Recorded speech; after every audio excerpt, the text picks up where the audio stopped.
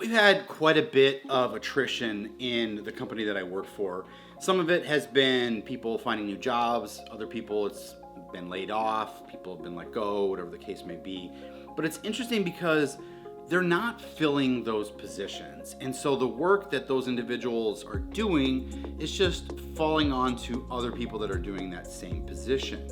And I didn't really think anything of it.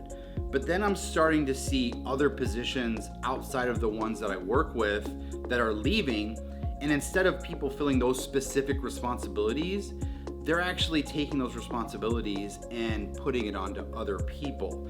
And that's where I started to think a little bit differently about it and started to wonder, what does this really mean? And again, I understand it from a cost perspective. You don't necessarily want to hire somebody else because you can't afford it, whatever the case may be. And so those responsibilities just fall on other people and it's just more work that they have to do. But it's not different work. But now I'm starting to see people with different work being added onto it. And I came across the new term called quiet hiring.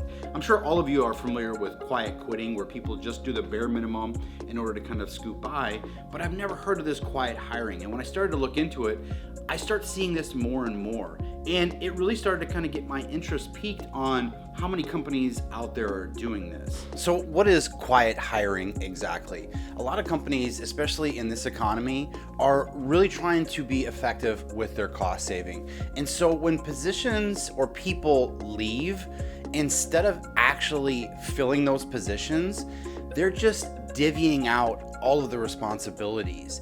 And I think this is a fine way to approach it in the short term. And I'm sure that there are a lot of people out there that would probably enjoy doing some extra responsibilities also for the short time period. But I think the trap comes when a lot of companies just don't want to fill that position again because the work is being done. So why should I spend the money on that position? And I think that also puts employees in a tough situation because, again, they've already been doing it too. And so it might be hard for them to say, well, no, I don't have time for it. Maybe they do have time for it. But again, that's where the overload of work can kind of come in. And I don't want employees to feel the stress continuously. Again, just because you can do it for the short term doesn't mean you're going to see long-term success always. Now, there are positive outcomes to having added responsibility. Maybe it puts people a little bit differently from a visibility standpoint into the company. Maybe they are seen a little bit different or seen in a role that they didn't have before. It also allows them to maybe grow in their own skills. Maybe they don't have these opportunities to use skills that they didn't possess or wanted to possess, and because of having these responsibilities added on, they can actually grow their own skill sets. These opportunities are also going to be beneficial because it allows them maybe to challenge themselves. Maybe it motivates them in ways that they weren't motivated before. So there are some benefits to doing it. Again, in the short term, you might see successes with it, but see, that's the thing, is you have to be careful of what this can do for you in the long term. Just because the responsibility isn't that much right now doesn't mean that it can't affect your work later on down the line. And also be cautious of how often they're adding these responsibilities in.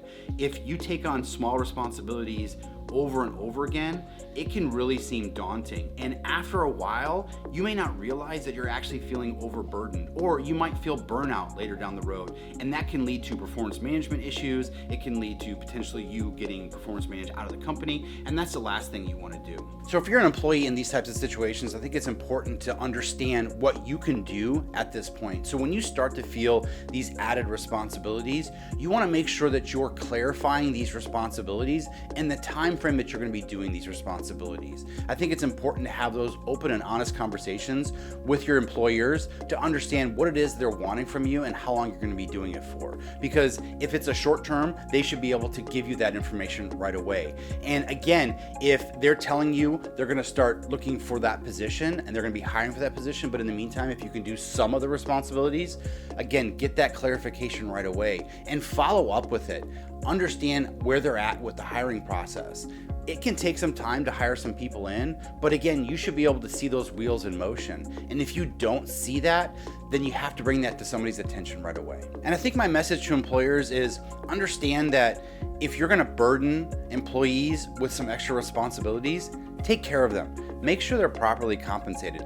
In fact, if it's even for a short term, look to see what you can do in order to make them benefited from this change. Maybe there is some compensation that you can give, even a little bit can really do a lot. And if you're trying to offset costs by not hiring a position, maybe taking a portion of that salary and adding it onto that individual so that they can do those added responsibilities and feel like they're being properly compensated can actually go a long way. Then you can actually save the cost of not hiring an individual, but you're spending a fraction of the cost by adding some salary into those individuals that are doing those responsibilities. Thanks so much for watching today. Quiet hiring, it is out there. You have to be cautious of it. There are going to be some benefits to it, but there's also some things out there that you have to be really cautious of. So just be mindful of them. Make sure you're clarifying those positions. Make sure you're clarifying those responsibilities early and often, and make sure you're communicating what it is that you need going forward in order to make sure that you're successful.